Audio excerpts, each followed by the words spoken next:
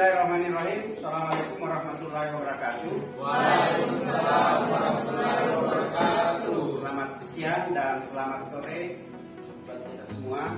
Alhamdulillah hari ini kita akan mulai materi kuliah kita dengan pada mata kuliah hukum agraria. Pada mata kuliah hukum agraria ini kita akan melaksanakan program proyek pembelajaran berbasis karakter. Kita beri nama inovasi pembelajaran proyek berbasis karakter pada mata kuliah hukum agraria. Ya. Nah, di awal proyek ini kita harus mengidentifikasi masalah dulu. Ya, identifikasi masalah karena hukum agraria itu penuh dengan persoalan-persoalan yang ada di luar sana di dalam masyarakat kita. Nah, ini yang kita akan proyekkan. Kita pilih satu masalah yang sangat kita anggap penting untuk kita proyek, kita laksanakan, kemudian kita presentasi. Kelompok 1, awal siap! Siap, siap, siap. Luar biasa, luar biasa. Salam dari kelompok 1. Maju, ya! Kelompok 1. Tuntut amun. Kompak dan ceria. Sama memberi Apa? tugas kelompok ini. Dan Bismillahirrahmanirrahim. Assalamualaikum warahmatullahi wabarakatuh. Shalom, Om Swastiastu, Namo Buddhaya, dan salam kebajikan. Sesuai kata pepatah, tak kenal maka tak sayang, maka alangkah baiknya kita berkenalan. Kami dari anggota kelompok 1 yang beranggotakan saya sendiri atas nama Andi Aisyah Fadila Patunggu sebagai moderator. Saya Ahmad Fauzi Pratama. Saya Adi Perdana. Saya Muhammad Ali Murawan. Saya Muhammad Nurul Islamiar. Saya Wanda Lestari.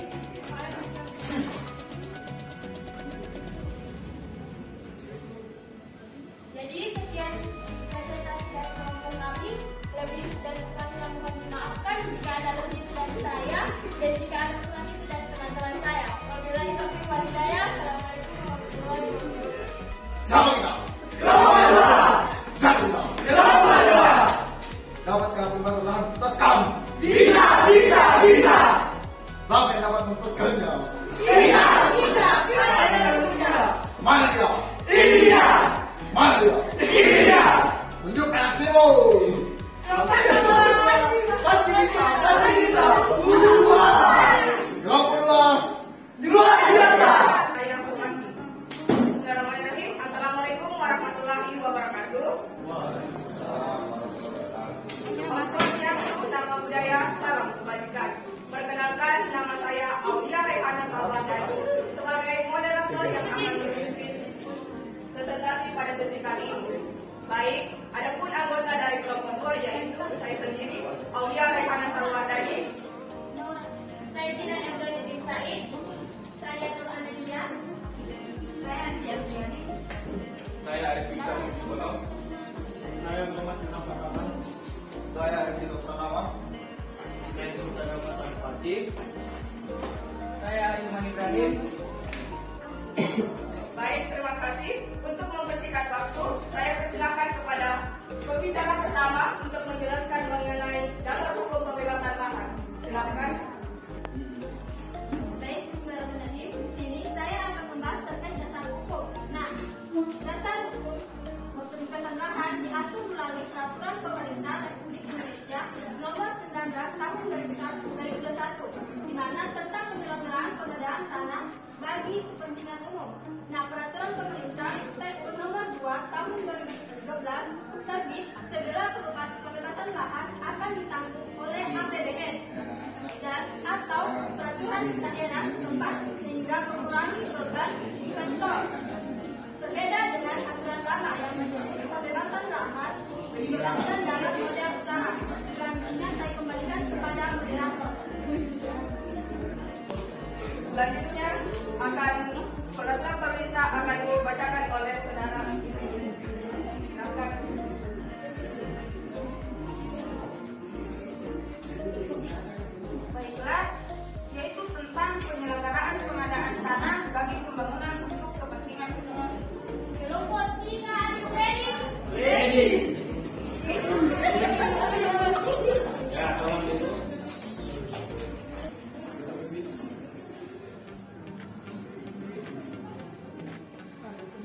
Bismillahirrahmanirrahim. Assalamualaikum warahmatullahi wabarakatuh. Yang kami hormati Bapak Dr. Mustari M.Hum. Perkenalkan, kami dari kelompok 3 mata kuliah Hukum Agraria. Di sini kami akan mempresentasikan hasil proyek kelompok kami. Terlebih dahulu, kami persilahkan kepada saudara. Pertama-tama kami memperkenalkan anggota kelompok kami. Pertama dari saya, Andi Aditya Tikandani, dan saudara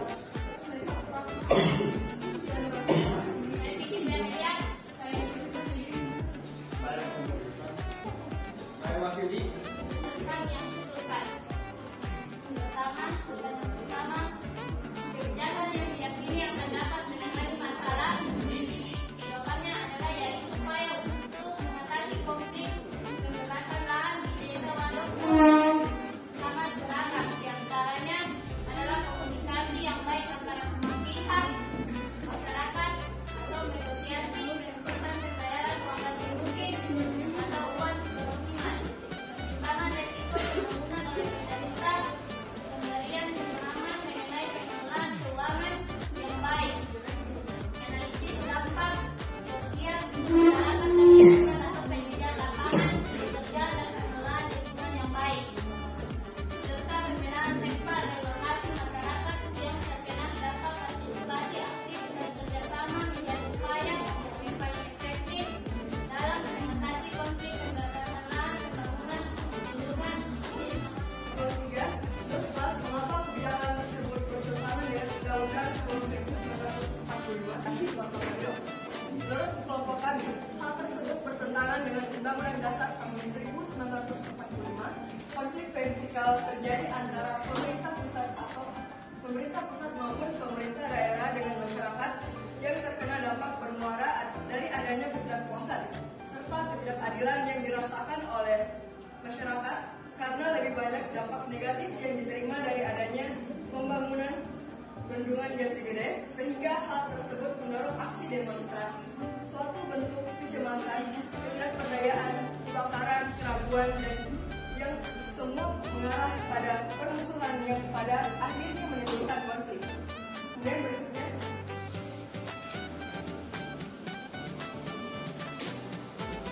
bagian keempat ada pertanyaannya, badan menentukan pemerintahan manakah yang pernah perintah nomor 19 tahun 2021 dijelaskan bahwa pemerintah pusat dan pemerintah daerah atau Pemda yang bertanggung jawab membebaskan lahan. Hal ini sebagaimana tercantum dalam ayat 1 yang berbunyi pemerintah pusat dan pemerintah daerah yang bertanggung jawab dalam menyediakan lahan bagi proyek strategis nasional atau pemerintah daerah, maka dapat dilakukan oleh badan usaha. Jadi saya akan membacakan materi tentang pemerintah tidak berkenan dalam kehidupan, kebebasan atau harta milik seseorang tanpa melalui pengadilan yang adil dan jujur. Kebijakan yang diusulkan bertentangan atau tidak bertentangan dengan batasan kekuasaan pemerintah. Jelaskan alasannya. Hal ini tidak bertentangan dikarenakan segala kebijakan pemerintah dilarang bertentangan dengan HAM, karena jika bertentangan maka sudah jelas bahwa pemerintah dianggap melakukan pelanggaran HAM dan merupakan pelanggaran hukum yang serius. Satu hal yang membuat pemerintah sudah pasti tidak membuat kebijakan yang bertentangan dengan HAM adalah karena HAM di Indonesia diatur dalam Undang-Undang 1945. Representasi tentang pembebasan lahan. Kiri kanan kulihat banyak pembebasan lahan. Kiri kanan kulihat banyak pembebasan lahan. Kelompok 4.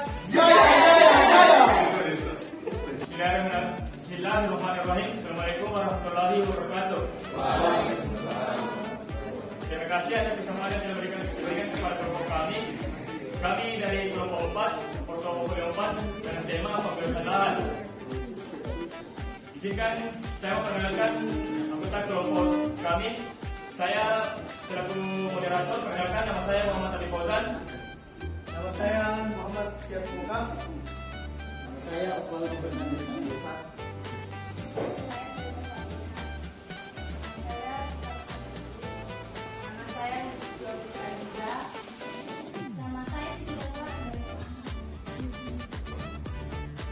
Materi pertama saya akan menyampaikan tentang pengertian pembebasan lahan. Apa sih pembebasan lahan itu? Pembebasan lahan adalah pencabutan atas hak ciptaan oleh pemerintah secara paksa yang dimiliki pihak lain untuk keperluan penyelenggaraan kepentingan umum dan memberi teknologi yang layak kepada yang mempunyai tanah. Yang kedua, beberapa jurisdiksi mensyaratkan bahwa pemerintah selaku pengambil lahan untuk membuat penawaran untuk membeli properti subjek sebelum beralih ke penggunaan dan domain terkemuka. Pengambilan dapat dari properti subjek secara keseluruhan atau sebagian, baik secara kuantitatif atau kualitatif.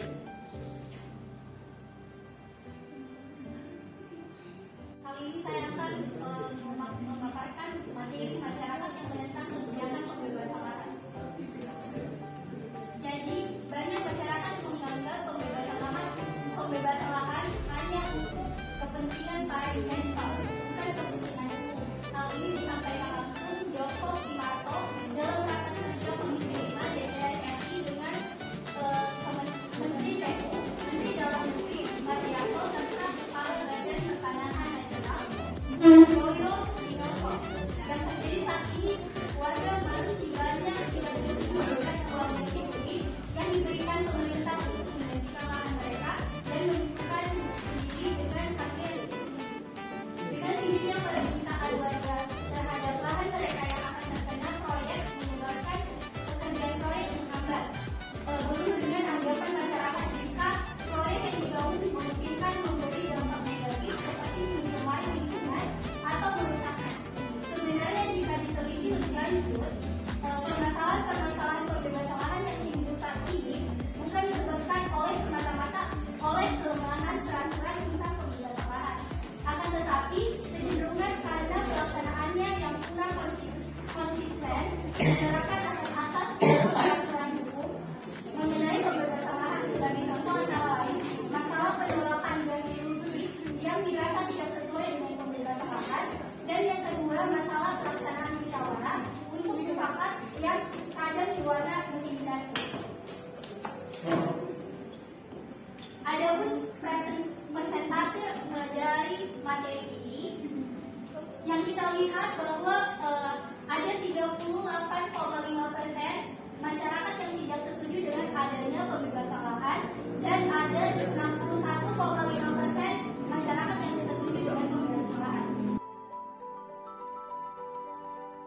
Baik, teman-teman sekalian, hari ini kita sudah presentasi 4 portofolio, ya, portofolio 1, portofolio 2, 3 dan 4 terkait dengan pembebasan lahan.